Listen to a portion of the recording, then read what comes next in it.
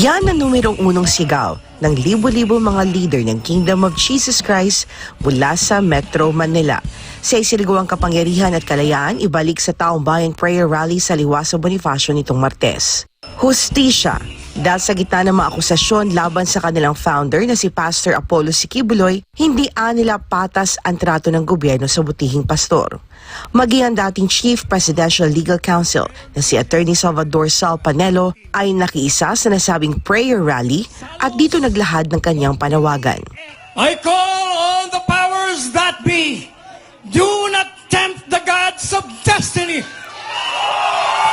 Tatarunan! Tatarunan! Ang pagsira nyo sa pangalan ni Pastor Kibuloy ay hindi maaaring manatili! Kailangan itigil!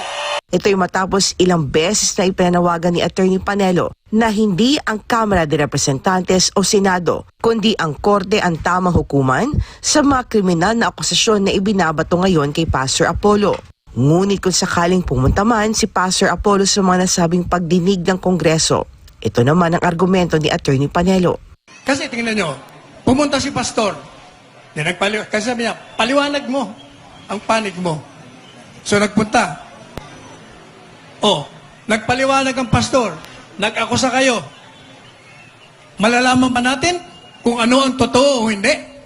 Hindi kasi hindi yun ang hukuman. Wala kayong karapatan. Wala kayong kapangyarihan.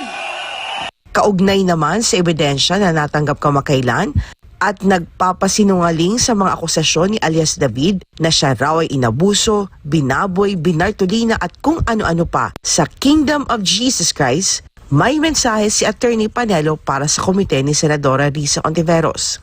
Kaya ang hamon ko po dyan sa committee yan, may napanood ako sa SMNI na miyembro ng Kingdom, ipinakita yung text message nitong di umanong testigo na nagsasabi na gusto niyang bumalik. Itong testigong ito na sinabi niya na siya'y winalanghian ni pastor, siya'y sinaktan at kung ano-ano pa. Pagkatapos gustong bumalik. Anong ibig sabihin? Nagsisinungaling ang testigo. Samantala, muling nagpaalala ang dating Chief Presidential Legal Counsel sa mga nakaluklok sa kapangyarihan.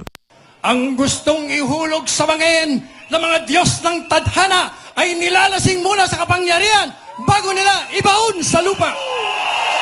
Yan po ang mensahe natin sa mga nakaluklok sa kapangyarihan. Huwag niyong akalain na kayo'y permanenteng naririyan sapagkat pansamantala lamang. Kayong mga nasa kapangyarihan ngayon, huwag niyong subukan ang Diyos ng tadhana. Do not test the people's patience. Huwag niyong subukan ang pasensya ng sambayanang Pilipino.